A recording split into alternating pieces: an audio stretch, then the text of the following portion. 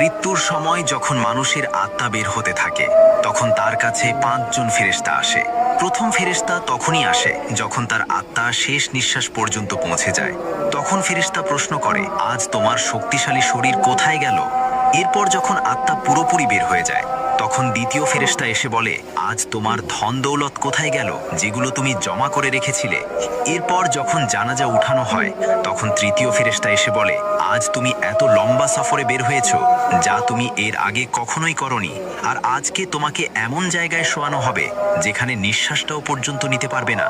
এরপর যখন তাকে কবরে শোয়ানো হবে তখন চতুর্থ ফেরেশতা এসে বলে, কাল পর্যন্ত তুমি জমিনের উপরে চলাচল করেছো আর আজকে জমিনের নিচে শুয়ে আছো।